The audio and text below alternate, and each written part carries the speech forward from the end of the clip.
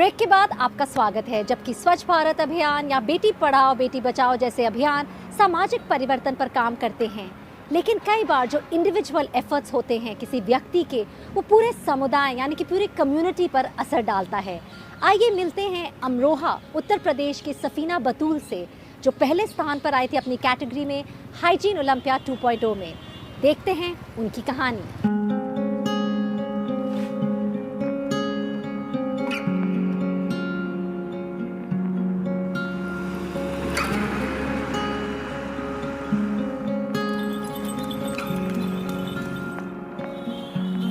अमरोहा यानी कमाल अमरोही का शहर, अमरोहा यानी जॉन एलिया का शहर, अमरोहा यानी दुनिया के 150 से ज्यादा वैरायटी के आम खिलाने वाला शहर।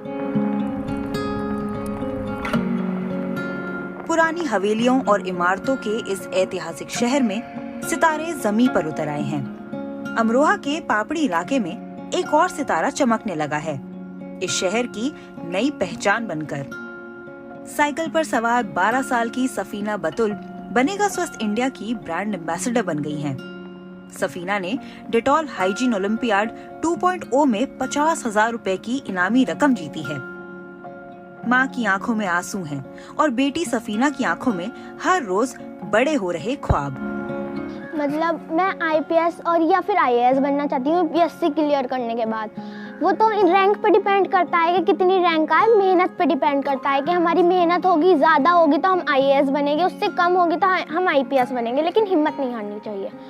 तो मैं आईएएस या फिर आईपीएस बन के ये करना चाहती हूँ, जैसे अमरोहा या फिर हमारे बस्ती में वैसे तो साफ़ सफाई रहती है, लेकिन कहीं कहीं कूड़ा होता है, जैसे कुछ लोगों के घर के पास या फिर कूड़ी वगैरह बन जाती है, वो कहीं पे लोग कूड़ा डालना शुरू करवा देते हैं। उसके लिए ट्रक वगैरह मैंच्योर करवाना और मतलब उसके लिए एक जगह वो करवाना, मतलब उसको अपने देश से निकाल देना चाहती हूँ। अपनी ये जो गंदगी होती है उसको अपने देश से निकाल देना चाहती हूँ। जी मुझे यकीन नहीं हुआ, लेकिन बहुत अच्छा हुआ कि मेरी बेटी ने मेरा नाम रोशन किया, माँ बाप का भी और पूरे ही नौगावा सादात का, यूपी का, अमरोहा का। सफीना के सपने बड़े तो हैं, लेकिन परिवार की मुश्किलें भी उतनी ही बड़ी नजर आती हैं। एक कमरे के मकान में सफीना अपनी 3 छोटी बहनों और माता पिता के साथ रहती है। सफीना के पिता इमरान अली गणित के शिक्षक हैं और अमरोहा जैसे छोटे शहर में सिर्फ 5,000 की तनख्वाह से गुजारा चलता है। डेटॉल बनेगा स्वस्थ इंडिया से जीता इनाम सफीना के नाम से बैंक में जमा किया गया है। अब तक गुमनामी में जी रहे इस परिवार को जो शोहरत मिली है, उसने इन सब के हौसलों में नई जान भर दी है।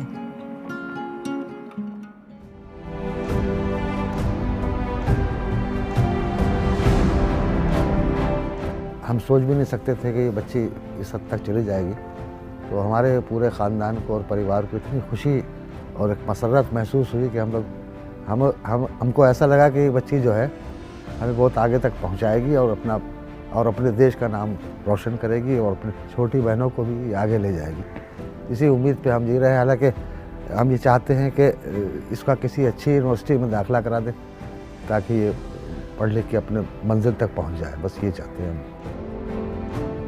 मुझे बहुत खुशी हुई और पूरे अमरोहा में, नौगावा सादात में ऐसा पहली बार हुआ है और मुझे अपनी बेटी पे बहुत ज़्यादा गर्व है। बेटी ने मेरा नाम रोशन बहुत ज़्यादा किया। खेल के मैदान से लेकर पढ़ाई, सफाई, हाइजीन और सबको साथ लेकर चलने की जिम्मेदारी सफीना ने अपने कंधों पर ले रखी है। सफीना अपनी छोटी बहनों को पढ़ाती भी है और उन्हें छोटी छोटी बातों से बड़ा बनने का सपना भी दिखाती है।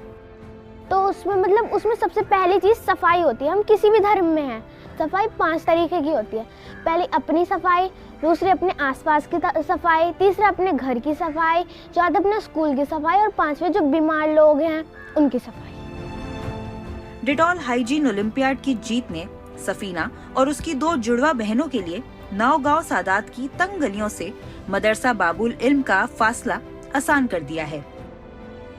ये बात तो स्कूल के शिक्षक और यहाँ तक कि वाइस प्रिंसिपल भी कहते हैं कि मदरसे के 110 साल के इतिहास में सफीना का नाम यहाँ के बेहद हुनरमंद बच्चों में शुमार होता है। तभी सफाई की उसकी कोशिशें यहाँ रंग लाने लगी हैं।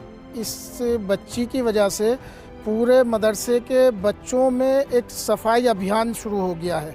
सब अपने हाथों की, जिस्म की सफाई, खुद मदरसे की आपने देखा कि मदरसे में सब जगह सफाई का बहुत ज़्यादा ख्याल रखा जाता है और बच्चों को लगा कि खाली एजुकेशन और इल्म ही नहीं है बल्कि सफाई भी इंसान को आगे बढ़ाती है। सफाई, पढ़ाई, गांव, शहर और देश, ये सब एक ही मंजिल के कई मुकाम हैं। ये छोटी लड़कियां इस बात को बहुत जल्द समझ गई हैं और अब देशभक्ति के गीत गाकर भी सफाई का अलख जगा रही हैं।